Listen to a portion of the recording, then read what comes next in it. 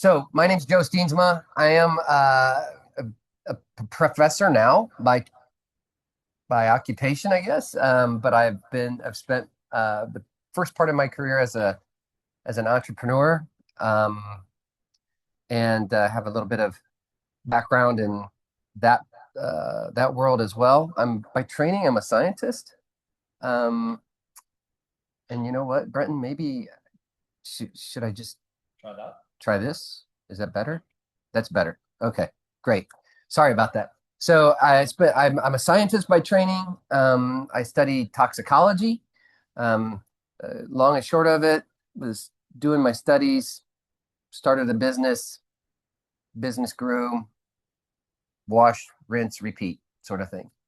Um, uh, and I've learned some things over my career that I thought, might be helpful in this context. What I hear a lot is when people are starting businesses or thinking of starting businesses, they focus on capital. And so I wanted to have a conversation about that. I see some familiar faces from, hey guys, nice to see you all again. Uh, May's here and some other people. This may be repeat because you've seen it in some way, maybe last couple of years. Um, Little refresher never hurts. So when I say capital, write down the first word that comes to mind.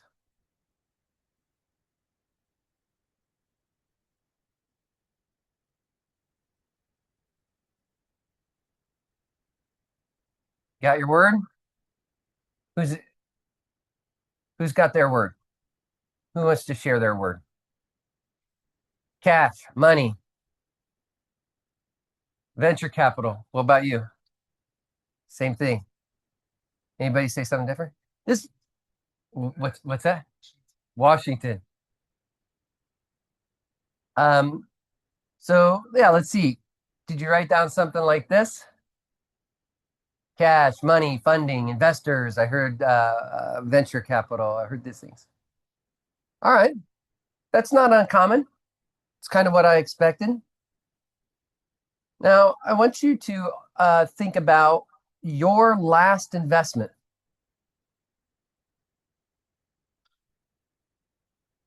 Go ahead and either write this down or cement it in your brain. What did you invest?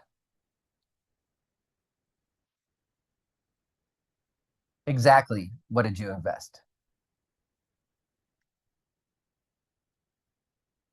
And then what was your return?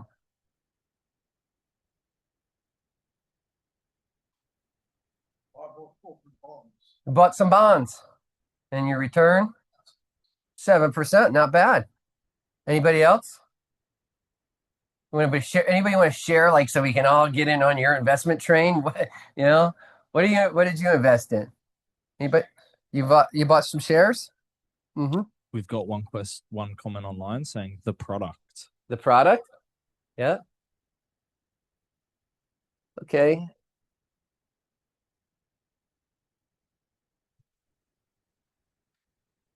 Next question. Who was the last person to really invest in you? Really invest in you. And how did they invest?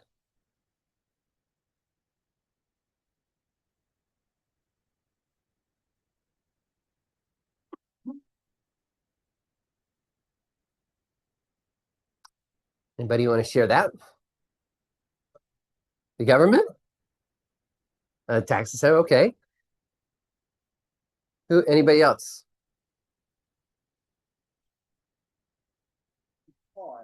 Invested time. Yeah, Karen invested time. Yes, sir. What did they do? Effort. Yeah. And if you're really honest and you think about it,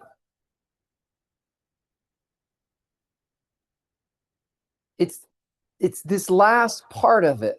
What made the investment more meaningful, or what makes an investment more meaningful than others? That's now we're getting into a deeper level to me of capital.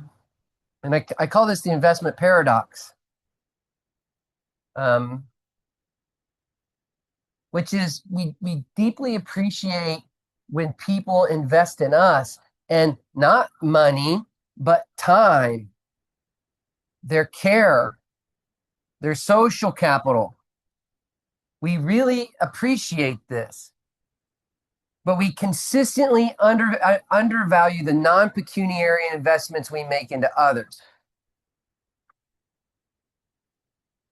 Not because I'm a professor, I use words like pecuniary to make me sound smart. You you know.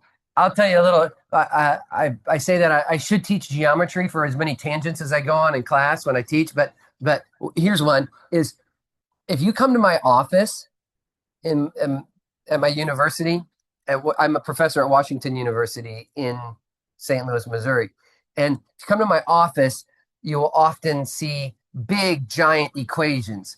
Sometimes they're physics equations, sometimes they're chemistry equations, sometimes they're statistics equations. But I hope that nobody from WashU is watching this actually, because I don't want them to know my secret. But I just put big equations on my whiteboard to make it look like I'm smart. It's just a facade. I really don't know what any of them mean. So I just look up a new equation and I write it on the board, and people are like, "What are you working on?" I'm like, "No, don't worry about it. It's just a little project." Anyway, so that's part of the deal, is you use big words to make yourself sound smart. But what I find fascinating is we do deeply appreciate investments that people make in us, but here's just a little sidebar: is that you are somebody else's capital. You are somebody else's capital of time, of kindness, of other forms of investment. The point here is, on its face, you probably have picked up that capital is a lot more than money. In the perversion, and I call it a perversion, and in fact, Brenton and I were just talking about it, and I mentioned it yesterday, if you can, the perversion of entrepreneurship in today's lexicon is that we talk about capital. I got to raise some capital. I got any venture capital? How's you going? F that. That is not the capital that you need, and that is not usually the capital that's going to make you most successful. Capital is wealth. Here's the thing: wealth in any form, money or other assets owned by a person or organization, or available for a purpose, such as starting a company or investing. The thing here is the first few words of that sentence: wealth in the form of money or other assets. People tend to hear the first several words and they forget the or other assets.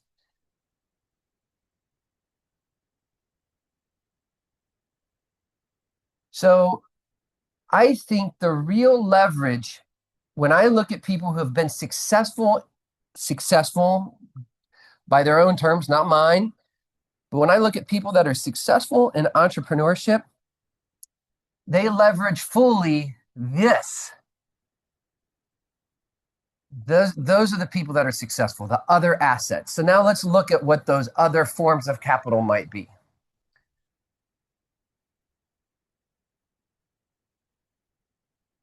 I should say that just like financial capital, any other form of capital can be saved, it can be spent, it can be squandered, but it's capital. And money is just one form. It's not the whole balance sheet. It's the balance sheet that general accepted accounting practices look at, but it's not the balance sheet that's going to make you successful. So, what are those forms of capital? We'll talk about 7. I'll save the last one for one of the very last slides. The forms of capital: financial capital, everybody nailed that. Social capital. You said social capital. I have a definition here for social capital, which is trust, goodwill, and standing inside a specific community. Who here thinks that they have social capital? Every single one of you has social capital. Okay. And I don't want to put anybody on the spot, but so I'll put myself on the spot. For example, I'm a guy, right? And I like to birdwatch, right?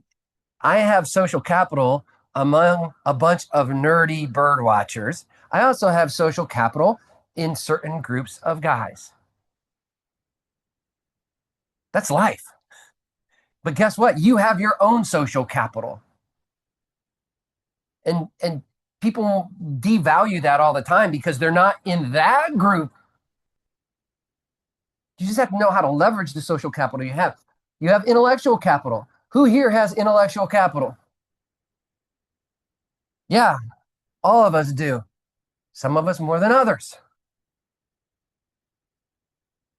Financial capital, maybe you have that, maybe you don't. Who's got political capital? Political capital is influence over the rules and over people who set them. Who's got political capital? Oh, nobody. Is anybody? Are there any students here? We got you who said as much. The secretary of a home. I don't call it a home group. Oh yeah, okay. Secretary of your community group, whatever. Okay, that's great. Who's a student? Anybody a student? Students involved in any clubs? Any clubs? Do any clubs? Yeah. Is Michael? Wait, what club are you in? What's it? Oztech? Okay. Okay. And do you have any clout at all in this student group? Yeah. Yeah. So you have political capital, right? In that organization. You actually have political capital because every single person here can vote. Now, the amount of that political capital in that context is relatively small, but you do have political capital. Political capital is influence over rules and over the people who set them. Infrastructural is facilities, equipment, supply chain. And then network capital is who you can reach and who will actually take the call. People here have network capital. Who has network capital? Right? Anybody heard of this business, Build-A-Bear? You've heard Build-A-Bear? It's a toy company where you get to build your own stuffed bear. It's a famous brand. Anybody know the founder? Her name is Maxine Clark. She is amazing.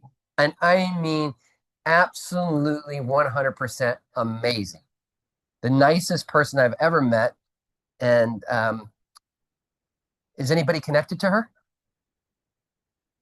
No, I am. I go to lunch with her all the time. If you want to be connected to her, could you be? Yeah, talk to me. So that's your network capital. Now, who's got network capital? We all do. And what's interesting is in today's day and age, that is multiplied by things like LinkedIn. It's very easy to see how proximal you are to other people in your network. And this is under leveraged form of capital. By the way, and since there are a handful of students here, one of the things that is difficult for young people, they believe, is to grow a network. This is the best time in your life to grow your network. And it's a really great time to start to develop social capital.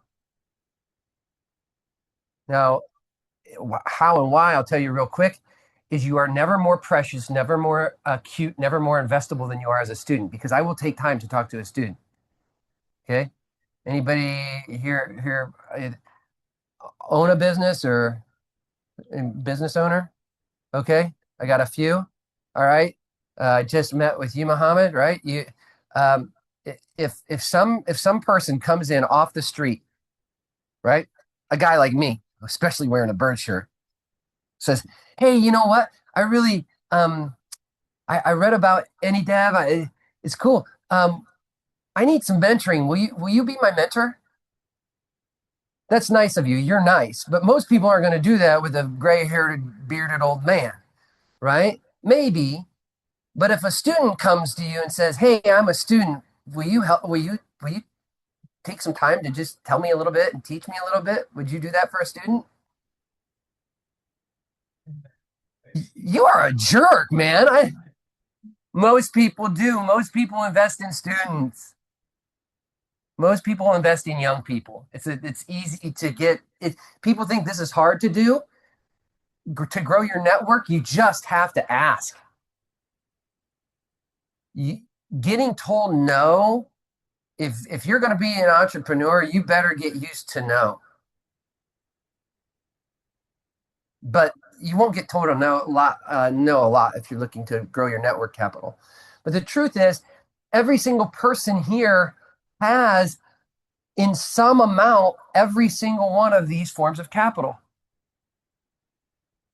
When you are young, particularly, I'm looking at the young people and even older people.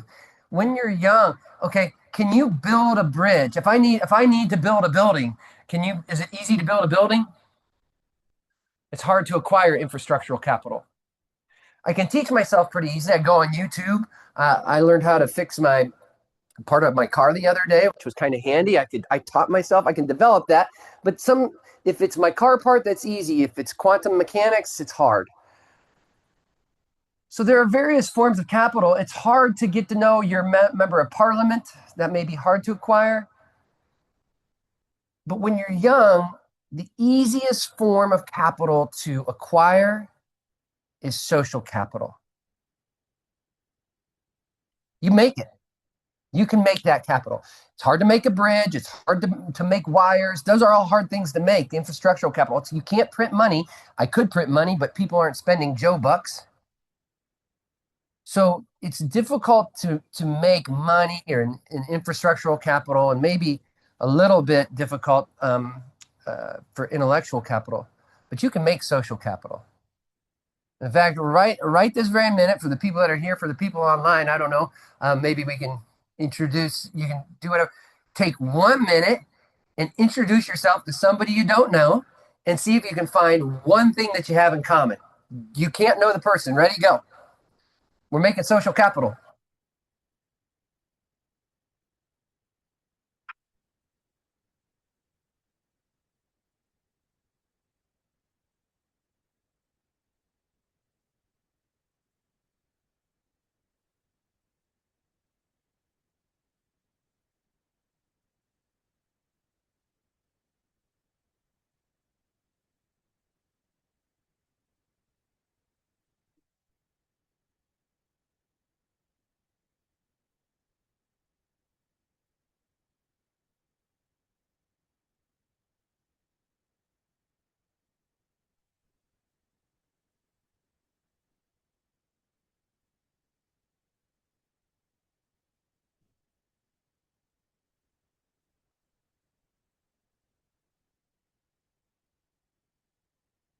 Okay, 30 seconds.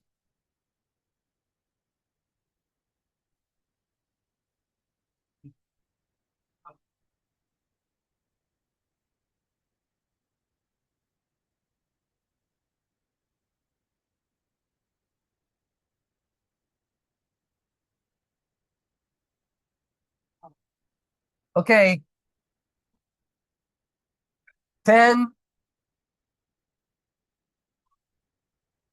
5, 4, 3, 2, 1.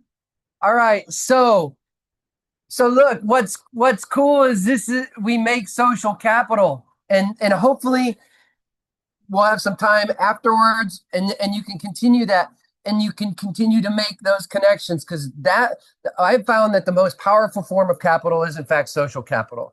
And I'll talk about this in greater detail later. The truth is every single one of these forms of capital are assets. Every person in this room has a balance of these assets, and most founders only audit one. And they think because of that one, oftentimes they conclude that they are undercapitalized because they don't know how to leverage those other forms of capital.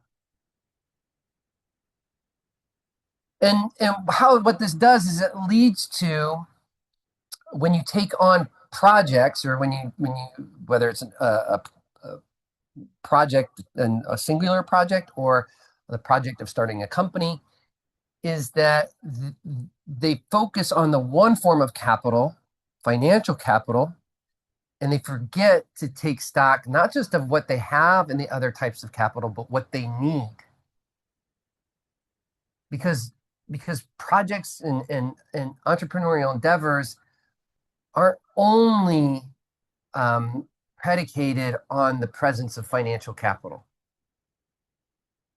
The nice thing about I'm not Pollyanna, by the way. I understand. The nice thing about financial capital is it's fungible. What does that mean? What do you think it means? Anybody? What? It's transferable. Yeah. You can exchange it. You can convert financial capital to other forms of capital. So if I don't have the infrastructural capital, I have money, I can directly purchase that infrastructural capital. So it's a fungible form of capital. So that's why people like it, because I can use it to acquire the intellectual capital, right? I need an engineer for this project. I'm not an engineer. And so I can spend money to acquire that intellectual capital. But you can see that it doesn't spend the same, the return and the yield per dollar of financial capital. It doesn't convert directly, and it doesn't in every domain, particularly with social capital. This is a very difficult thing to procure. You can, and sometimes how you do that, for example, if I need people to believe what I say, but I'm not in that community, or I'm not, let's say I have a running shoe, and I want people to believe that my running shoe is great, and they look at me, I may not be the best representation of a runner. So what do I sometimes do to get that social capital in that crowd? How do I acquire that? Endorsements. I get spokespeople. Look on the back of your buses, look in your trains, you see that all the time.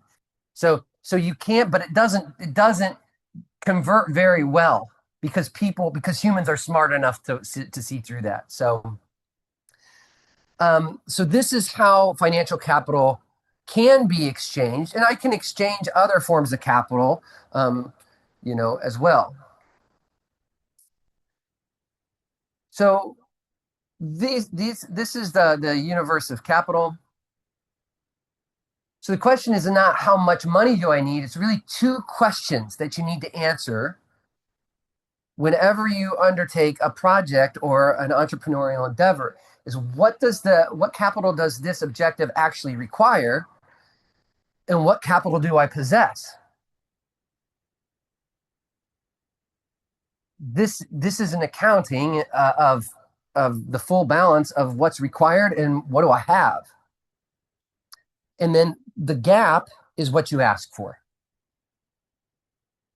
So a shortfall in one currency is not covered necessarily by a surplus in the other.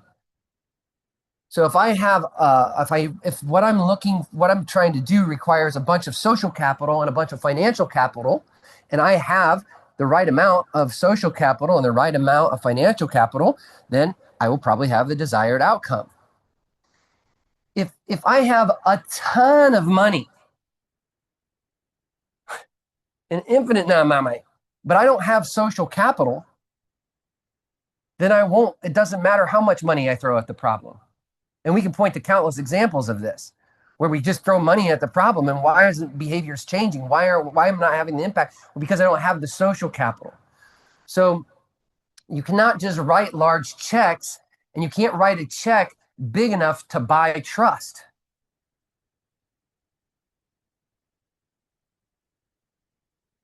So knowing what you need is half of the work. The other half is knowing where it lives, where it is. It's not stored evenly across society. There are certain pockets where there's certain more forms of capital or more capital than others. And the same type of asset can sit in different amounts in different hands. So this is the way that I want to frame capital. We have financial capital, we have social capital, we have infrastructural capital, we have intellectual capital, we have network capital, we have social capital. So those are the forms of capital.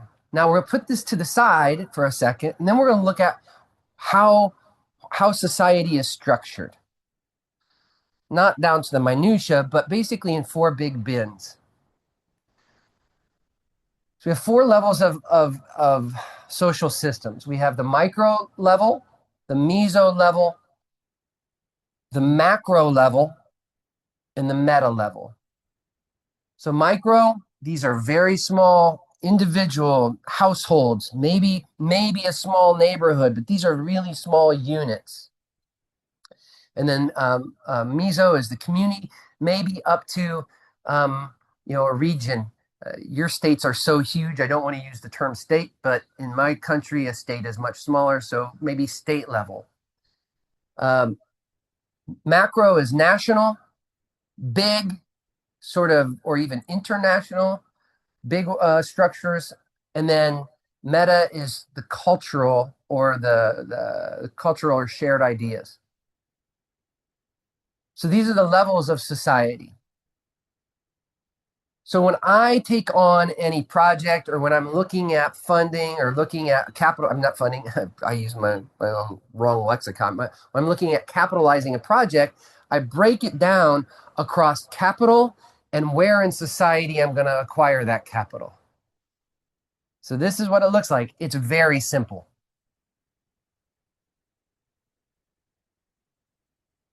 So where am I going to go for the things I don't have? So I'll give you an example. We'll work through these examples together. This is a project. We're looking at cook stoves in a country in my hemisphere called Haiti. Has anybody been to Haiti or heard of Haiti? Haiti is it's the poorest country. It's in my hemisphere. So it's right now, quite frankly, it's destitute. It's in many areas unlivable. So the problem here is that they use a lot of charcoal to cook their foods, and that charcoal produces carbon monoxide, and we have small children that are being exposed to carbon monoxide, and that's bad. Carbon monoxide, obviously, is toxin, and so we want to fix that. So our objective is to reduce undernutrition and child and maternal morbidity across five villages in northern Haiti. How we're going to do that is we're going to cut household air pollution from solid fuel combustion by improving their cook stoves. The existing capital, we have the manufacturing capacity, infrastructural capital. We have inventory and fixed assets, the machines, the things we need to make it. We have $500,000 in startup capital. And we have the technical expertise in development, manufacturing, and distribution. That's our inventory of capital. So I want you guys to think about this because you're gonna work with your neighbor to help us figure this out. The obstacles, there are no regulatory impediments. There's nothing regulatorily that's saying that I can't do this or that there's no laws around that. But there's a pretty strong cultural bias towards traditional cooking. Okay, this one's easy. Should be relatively easy. Knowing that this is what I'm trying to do, what capital, and look, I told you what I have in terms of capital. Fill this out. Where do I need to go? What do I have? What do I need? And where do I need to go to get it? You and your neighbor, you can use more than one neighbor. Figure out, I'll put this back on the screen one time, and then I want you to look at this and to tell me what I need to do. What does Joe need to do to be successful, and where do I need to get it?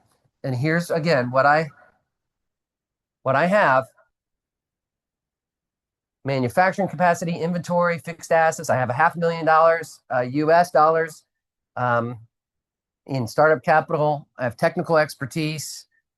I have manufacturing and distribution. So now, tell me what I need. Take a couple of minutes to do that.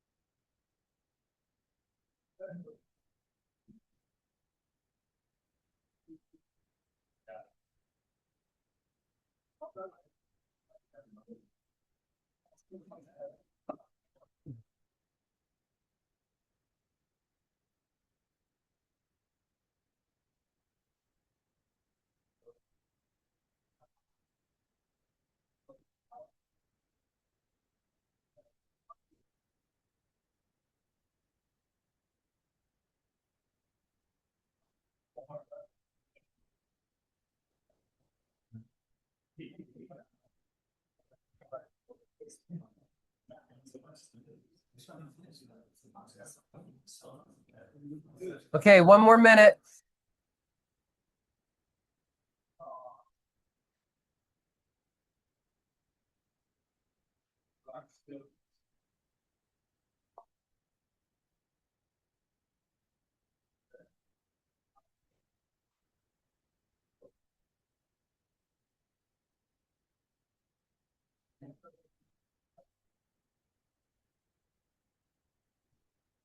Thirty seconds.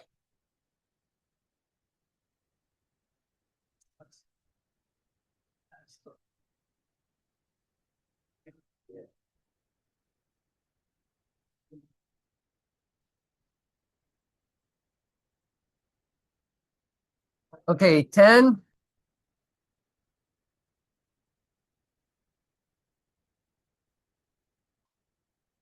5, 4, 3, 2, 1. All right, I'm curious. Let's see how we did. Okay, uh, who wants to comment? How are we on financial capital? We good? Do we need? We don't know, but you think we have $500,000. We good? Okay, all right. So, what about intellectual capital? Yeah, okay. I see thumbs up. We're good. Did anybody say we need any? I think we're probably pretty good. Okay, good. What about social capital? What do you think we need that or we're good?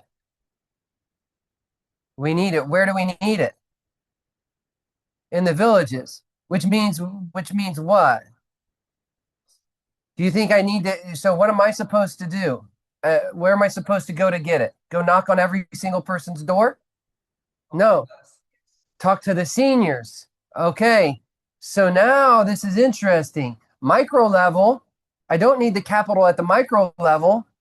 I really need it at the meso level, at the maybe the community level. So somewhere in there. If I go knocking on everybody's door, that's going to take a long time for LeBlanc, which means white, for the white guy, right? So who do I really need social capital with is not every household, but with The senior people, the people that are the elders in the villages, the people that are trusted. It, well, it could be cultural, right? We could have a cultural bias, but I don't need to change a whole society. I need to change 5 villages. So okay, so somewhere around there, that's good. What about political capital? Do I need political capital? You said yes. You said no. Are there rules that need to be changed? There's no rules that need to be changed. There's no regulatory impediment. I don't think sometimes people conflate social and political. Okay, the political is I need laws changed. I need zoning changed. I need rules changed. I got to have political capital for that. Infrastructural capital, how am I? Pretty good. Maybe I might need a little, but and network probably similar to social. So this is the way I filled it out. I have the financial capital, have the intellectual capital, social capital. This one, it's time intensive. I could go knock on everybody's door, but if I don't have that time, I'm going to go to the village leadership and the senior people. And then for network, if I need to distribute more broadly, and I don't want to be on boots on the ground, I might need some local distributors. If you didn't pick that up, I said that distribution was adequate, so it's okay. But realistically, the only thing I really need to kick this sucker off the ground is what? And you know what? There's a project like this, it failed. They had more than enough money. They had all the distribution. They had everything they needed, except for the social capital in the villages to be trusted. They undervalued trust. If you undervalue these various forms of capital, your projects will fail. Now, this one is a little more complicated, so we'll walk through it together. My objective is to produce a sustainably harvested, mass-produced aquacultured fish.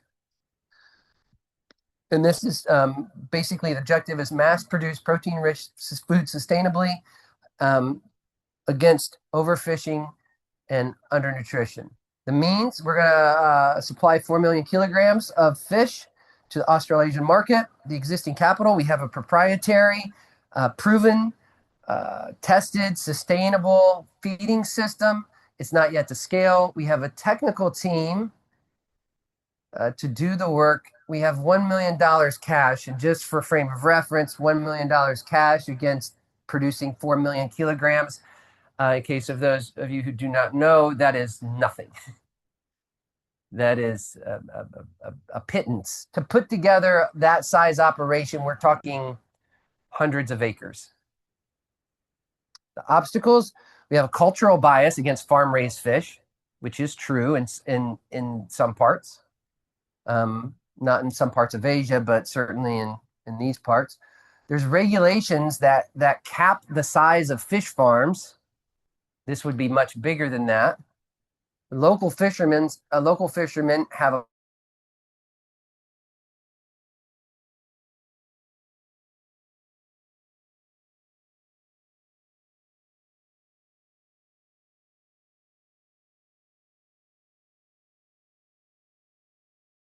I didn't.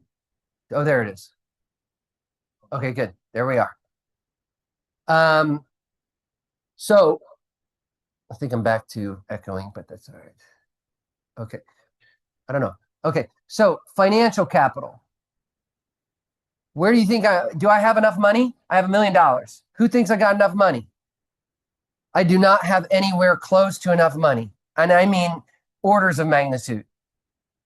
We're talking about a giant fish farm, giant, in a place where there is none. Probably talking hundreds of millions of dollars. So, do you go to friends and family? We're going to raise our money at the friends and family. Unless your uncle is Melinda or Bill Gates or aunt is Melinda Gates, probably not. Okay, are we going to go to our regional bank for that kind of money? Depends on what bank, but this is really probably a very large bank. Maybe even if it's in the right area, we might have an international development bank. But this is not. You are not going to your rich aunt to ask her for $400 million or $300 million. Okay, intellectual capital. Um, am I am I all right? I've got a little bit of technical expertise. I said in the proprietary feeding systems. This is a big operation. So I'm probably going to need to go and recruit people. Again, am I going to do that with my 5 buddies? No, I'm going to have to think bigger. I'm going to have to probably recruit either nationally or regionally. Social capital. Why would I need social capital? Do I need social capital? You don't think I need social capital?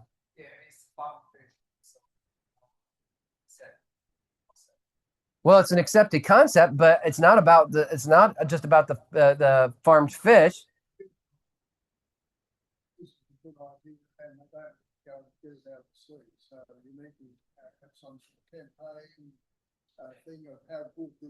Yeah. Okay. So, by the way, where am I putting this? I'm putting it right next to where there are local fishermen. Are the local fishermen thrilled about the fact that I'm going to put 4 million kilograms of fish onto the market right there? Are they thrilled that I'm going to be putting a massive fish farm in their community? Uh, yeah, they're going to be against it. Yeah, no. I mean, you can move it away from the fishermen in theory, yes. In theory, yes. But you tend to put them near bodies of water. Farm fish are going to take market share, so on and so forth. Political capital. Do I need any political capital? Okay, where? Micro,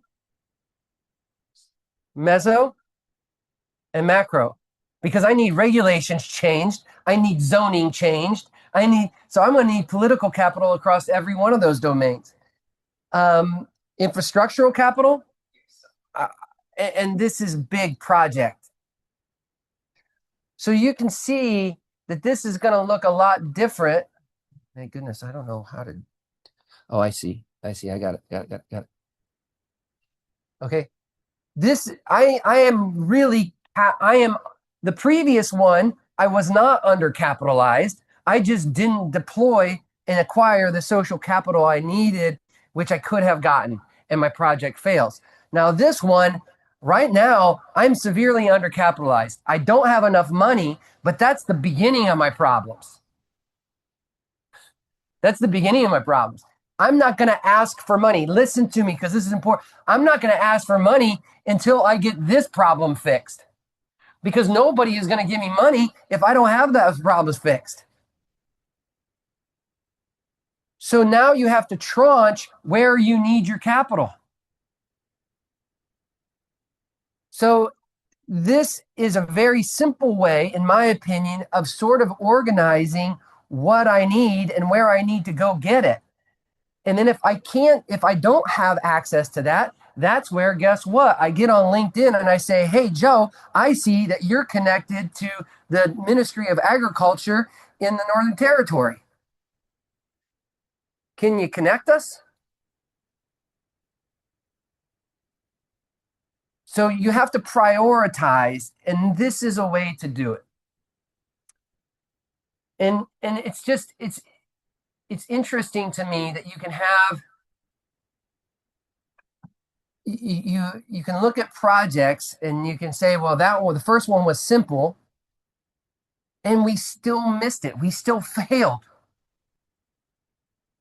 We had everything we needed, but we just didn't have the social capital. And you can look at something that's much more complex that, if done right, is actually more achievable.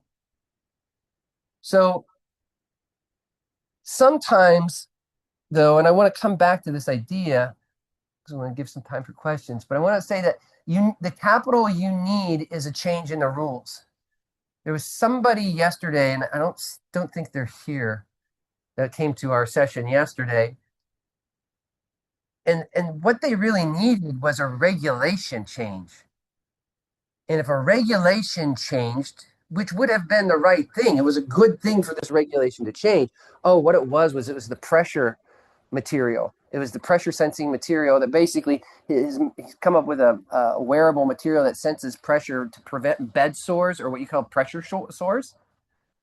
Well, people aren't buying it because they're not incentivized to do so, because the regulatory framework doesn't hurt them if their patients get bed sores. So I give this example in the United States.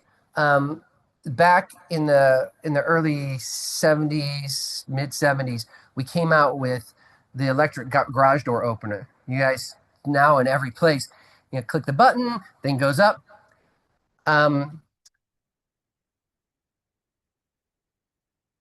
Before, so those just were existed. But kids, as kids do, they do stupid things, and they were playing games with the electric garage door opener, and they would hit the button and they would try to run out underneath it, and you put, and there were kids that got killed, got crushed by garage door openers. Now every garage door opener that's sold in your country and in mine has what? A sensor, a light sensor, that if you break that plane and the circuit trips and it opens the garage door, right? That didn't just happen. So there was a guy who said that we need this. We need to put this in because kids are dying. Nobody's interested. Another kid gets killed. It makes the national news because he got squished. And he had a policy ready.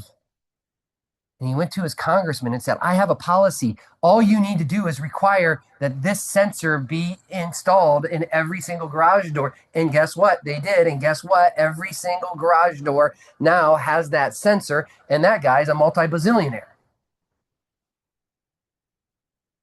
because he had, at the right moment, under the right situation, acquired the political capital to change a law that compelled people and manufacturers to use his sensor. So sometimes you just have to be ready with the right regulatory framing so that you can, so that your product or service can thrive. So the easy ask to get someone to invest money is a pretty easy thing. And I know that people don't believe that. We have an investment fund. I'm on the investment committee of a venture capital group. Um, People think it's complicated. It's really not. It's a matter of risk, potential. Risk is a measure of two variables. Risk is a measure of the likelihood of an outcome, and the size of the negative outcome. So if you think of risk, if it's got a 1% chance of happening, but it's $100 billion problem, that's still a big risk. Does it make sense? Risk is not probability. Risk is a function of probability and magnitude. Okay. And then the reward is the likelihood of the positive outcome. Oh, I think there's a 50% chance they'll be successful. And if they're successful, it's a $2 million business. Okay.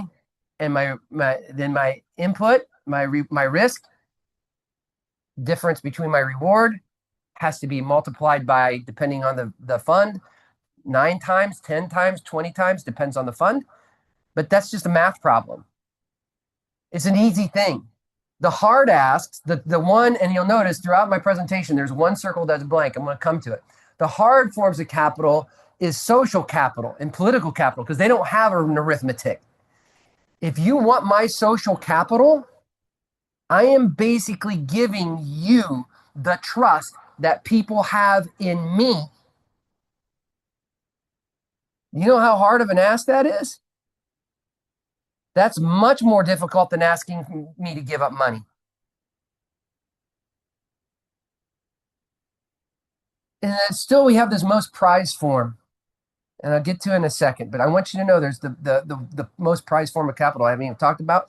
Doesn't take long, but it's a concept you'll understand. The other thing is that people are already invested in in a solution that's not yours. This is something that people get very frustrated with. Charles Banting and Charles Best discover insulin. I'm going to get the date wrong, but I think it's 1917, 1918. We know the mechanism of diabetes. 108 years later, do we have a cure for diabetes? 108 years. And why might we not? Who here is personally invested in diabetes existing? You're not liars, you're just wrong. You're all wrong. Who here has superannuation? Yeah. Or has a parent that has superannuation. You're all invested in Novo Nordisk, in Eli Lilly, in GlaxoSmithKline. You're all invested in companies that need diabetes to exist because they make money off of it. And you say, I'm not invested in that. Who wants to retire one day? And when you retire, do you want to get paid in chickens? No, you want currency. And where do you put your money to get that? You invest in the market. So people are invested in the problem that you are trying to solve. Do you understand that? This is why these problems are intractable, not because the world is evil, not because grandma's evil, not because people don't want to do the right thing. It's because they have an investment that needs to return in the problem. So whenever you are asking anybody for political capital, social capital, emotional capital, whatever, when you're asking people for capital, and you're telling them, put your money, put your reputation, put your relationship, put it in, you have to beat the alternative. That might be easy, but you also have to cover the loss that I already have in sunk emotional or sunk capital in the thing that I'm already invested in. So it's not just that I have to beat the alternative, I have to cover the loss. And you can think of it in relationships, not that anybody has ever done that. I'm with person A, been with person A for a long time. Turns out I don't really like person A. We're not married, but we're dating. I don't really like person A, but I'm in for a penny, in for a pound. Person B is pretty cool, but I don't know if they're going to be cooler in 2 years. So you know what? I'm staying. So this is if you've met with me, if you've talked with me, you know this already. And for those of you who don't, come to me and I'll explain this to you. But I always walk the whole entire value chain of what I'm doing. Is I have a problem that needs solved. I have kids that are being exposed to carbon monoxide and they're getting hurt and they're being malnourished and they're having diarrhea or worse because of it. That's the problem. Who deals with the pain of that problem? Okay, moms, dads, governments, the child. That's the mark. How do they deal with it? How is my solution superior? Who's willing to pay for that value? If you do this, map this out, the problem's the problem. Who has the deals with the pain of the problem? That's the market. How do they deal with the pain of the problem? That's your competitor. How are you superior? That's your value proposition. Who is willing to pay for that value that you create is your customer. What you have to understand is people are already invested here. The same people that you might be going to for social capital, for political capital, for financial capital. You have to understand how they might be invested here. This I love this idea. The status quo is not the absence of investment.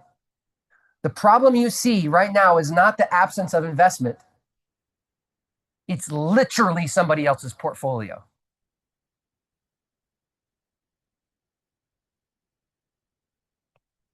Does that resonate? Do you understand what I'm saying? People are already invested socially, politically, economically. So now for the final and most prized form of capital, and the one, all these other forms of capital act rationally. If you lose a bunch of money in an investment, and I come back to you and it's my investment, I say, hey, will you invest again? What are you gonna say? Probably not. Probably not. It's a lack of trust, but it's also irrational. Political capital acts very rationally. Very rational. Watch any Congress, watch any parliament operate. They act rationally. Political capital acts rationally. Emotional capital is the most prized form of capital because it does not act rationally. You know how I know this? Who here has ever had parents? They invested in you and you did not deserve it. When you were not a sure bet. For sure, me. I was dumb as a bag of hammers. I can't believe my parents put a nickel into me, but they did. Okay. Emotional capital doesn't act rationally. Now, if you're an evil person, you exploit that. But normal people don't. And how do you get emotional capital? And this is particularly for all the young people. You pour into people yourself. You wanna meet Muhammad, who I promise you, he will meet with you. He will. It was for effect. He'll meet with students. If you want you first give people the chance, prove that you're willing to emotionally invest in them and their their well-being. Prove that you're willing to learn from them. Give people a chance to invest in you emotionally, because emotional capital doesn't act rationally, and we all have examples in our own life where we can point to that. And that doesn't mean that it's dumb, because thank goodness for irrational capital, or irrational emotional capital, because all of us are here because of it. So emotional capital is the willingness of another person to care whether you succeed. And if you get that, you'll have people in your corner who will not act rationally, because 9 times out of 10, an early stage entrepreneurial endeavor is irrational as an investment, as a straight up either social capital, political capital, infrastructural capital, or pecuniary investment. It's irrational. Sometimes you just need a little bit of irrational capital. And that comes in the form of emotional capital. And that only comes through one way. What is that one way? What's the way you collect emotional capital?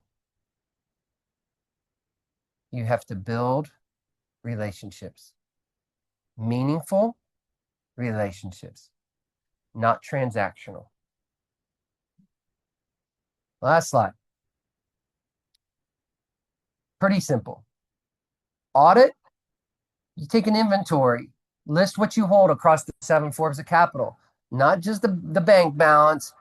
Map your expertise, your standing, people who care, where you have political capital, even if the only form of political capital you have is right now in the OzTax club.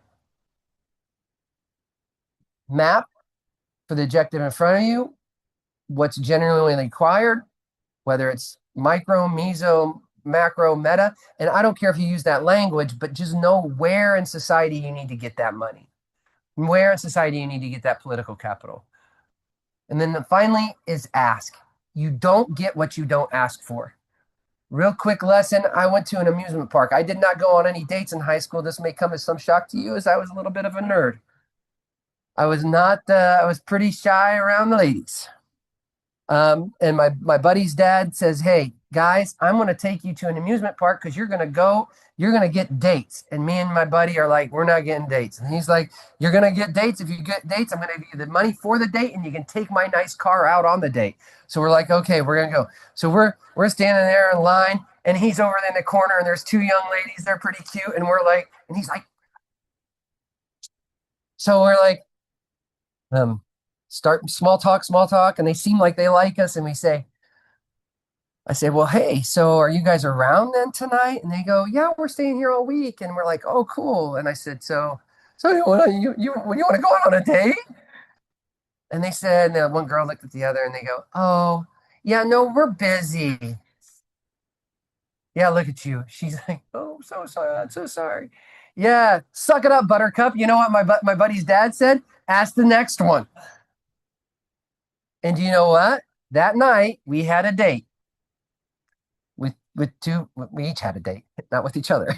so, uh, so the we just kept asking, and it was fun.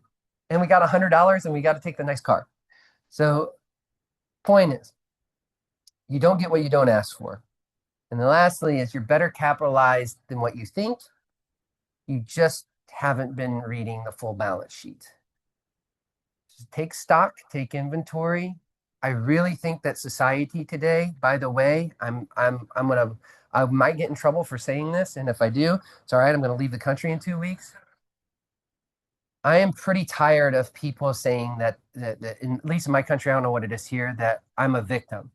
I'm a victim because I'm this, or I'm a victim because I'm that. I'm a victim because I'm this color or that gender or this sexuality. Look, if you think like that, then you are totally ignoring the social capital you have in places, and you're looking to other places to provide for you capital that you may not have immediate access to. But I guarantee you have capital in certain places. So stop believing that you don't. Society wants you to believe that because they want you to believe that you can't. They want you to believe that you are from a deficit. And people that have started from a deficit mindset are way more likely to fail. That's my 2 cents. Thank you very much. Sorry I went a little long, but that's the whole class.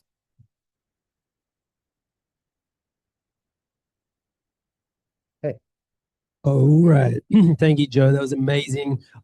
We are over time, but I'm sure there are some questions. Can we collectively agree that we can stick around for 10 minutes for questions? If you want to leave, leave. I mean, if you want to leave, oh yeah, of course. We're not I'm holding here. you. I'm here. You can go if you want. 3 questions. No comments, please. Any questions? Anyone got any questions? Oh, wow. Jimbo. Use the mic, Jimbo, please. Thank you. Thank you very much, Joe. Awesome presentation. It's great to see you again. Can you clarify from my sort of slightly dumb state the difference between social capital and emotional capital? Or do they cross over? Or there's probably some blending there, but really social capital is implied. It's implied. So, for example, if you walk into and I mean this not jokingly, but honestly, if I walk into a room full of birders, they're not emotionally invested in me, but I've got instant credibility because I'm wearing a red-breasted nuthatch, Psitta canadensis for this, if you need the scientific name. So on my chest, right? So you get certain cachet in certain environments based upon your social standing, right? It's not emotional. I don't care about you. Emotional, and I mean, I might, but it's not necessary for social capital. It's that because we share a common thing, I'm going to be investing in you. So there's an emotional tie, but it's not a true emotional connection.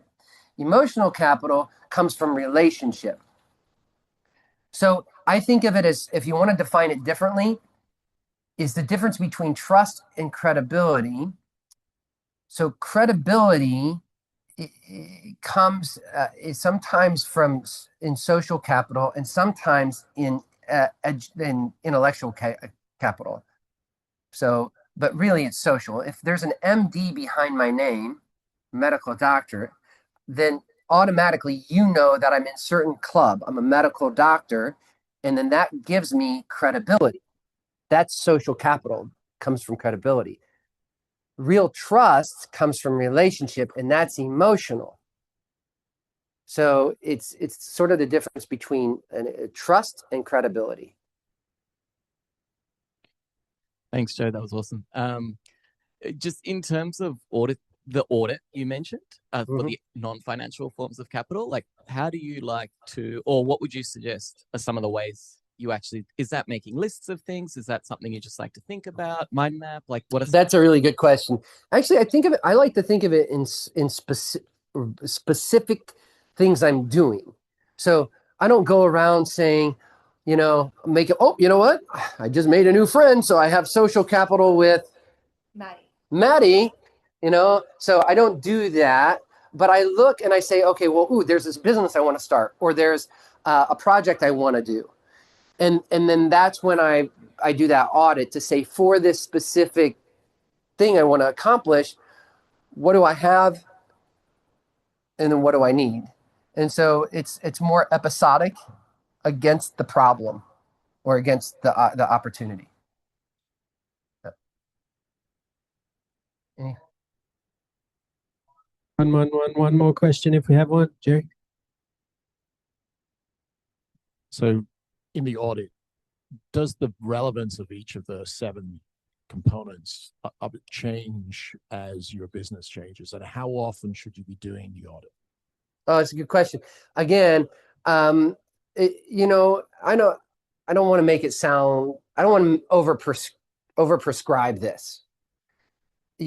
For me, I like to do my little matrix with I use this for projects, for when I'm doing a project. Okay. I'm going to do a cook stove implementation in Northern India or whatever. So I'm doing this on a project basis. When I start a business, I do the same thing. This works for me. I don't know for you what would work best, but I think that however you keep an inventory or take stock of 2 facts. One, whatever you're doing, starting a business or a project or whatever, it's going to take capital of all forms, most likely. And number 2, you have some of that, maybe all of it. But if you don't do that side by side, you run the risk of completely ignoring either an asset you have that you could deploy, or ignoring a deficit that you have that you could fall into. So I don't care if you use that format. It's just it's constant keeping in mind, I need more than money, and the problem, and I have more than money. Now that delta between what I have and what I need, I've got to account for that. So I use this way. You can use whatever you want. So I don't think it's like, this is how you do it. It's more just take stock. All right. So is it quick? Nah, go on. I'll give you a chance. So thank you, Joe. One question here is, what is on the other side of this table, right? So if I use my network, which is something that I have done, I feel like I'm indebted now, right? To some people in some way. So there's like a capital thing, and then there's like a debt. It's a stock and flow. Yeah. That's what I say. It's a balance sheet, right? But here's what I'm saying especially to young people, but to everybody, it's amazing. The most fungible, the most resilient, the best form of capital is emotional capital. Because look, you and I just met and we hit it off, didn't we? We had a good time. Yeah, sure. Yeah, it was a lot of fun. Well, can't believe you didn't feel that. I mean, I felt that. I thought we had something, but all of it, you. No, it's serious. You were leading me on? I mean, because fine. We're going to talk about this later. So I'm not going to use our meeting as an example. I'll use Nathan. Nathan and I, we have something, right, Nathan? Yeah, we do. Okay. So look, the great thing about emotional capital. So yes, if it's a quid pro quo, if the nature of your network is very transactional, and not transformational, but transactional, then you might have a debt. But I'll help you, maybe not you, we're going to talk, but I'll help you any day of the week, all day, every day, twice on Sundays. And I don't need anything in return. Because that's how friendships work. That's how real relationships work. But guess what? If I said, hey, Nathan, my son's moving to Sydney, and we need some help. Can you maybe help us, figure out a place for him to stay or something like that? I'll bet you every dollar I have, he's going to be like, absolutely. Tell me what you need when. You build meaningful relationships, not because you want to exploit them, but because that's what a good life is. And people that are highly transactional, just say leaders of certain countries that are highly transactional, if they don't have money, if they don't have something to offer at the end, if bad times befall them, that person could be on fire on a street corner and somebody wouldn't stop and piss to put him out. If I had no money, and I believe this, I could be wrong, but if I had no money and if I was in any country, save for very few in the world, if I borrowed your phone in less than 24 hours, I'd have a roof over my head, clothes on my back, and transportation to go where I need to go. Because of relationships, because of meaningful relationships where I have emotionally invested in people. Those are by far the highest yielding relationships. And I'm not talking about money. I'm talking about getting shit done. I said 3 questions and now we've already had 4. And I don't want to deny our online audience, and we only get Joe here. What a privilege to have you here. So let's do one online question, Brenton. Yeah, absolutely. Sounds great. We've got one from Janice, which of the 7 types of hidden capital do you find most underutilized in early stage startups, and how can founders measure it? So so if I said emotional capital, that'd be cliche. Probably network capital. That's the least utilized in terms of like the least effectively utilized. How do people? I don't know how to measure that exactly. Again, I think it's episodic. But so I can't answer that, Janice, but I can say that how could you be better at it is just like me in the line at Cedar Point Amusement Park, is you just keep asking and you mine that network. So it's so much easier now. Right now, every single person in this room, if you link in with me and you say, okay, Joe, I'm going to hit LinkedIn, and then you hit LinkedIn, now if I accept you, have access to see who's in my network. And now let's say you want to start a company that's evaluating using AI technology on environmental repair of ecosystems. And you see that Joe knows in his network the CEO of the of the Nature Conservancy, which is a giant nonprofit organization in the United States, and happen to know the CEO. So now, if you're linked in with me, all you got to do is ask. Now, I may say no, but if you mine that network, you will get people. So that's the least effectively utilized, in my opinion. And again, measuring it, I don't know exactly how. So thank you all. I'm around. I would say like a comedian, I'm here all week. I'm here for 2 weeks. Let me know if you want to book. Breton can help us book a time if there's time left. So thank you.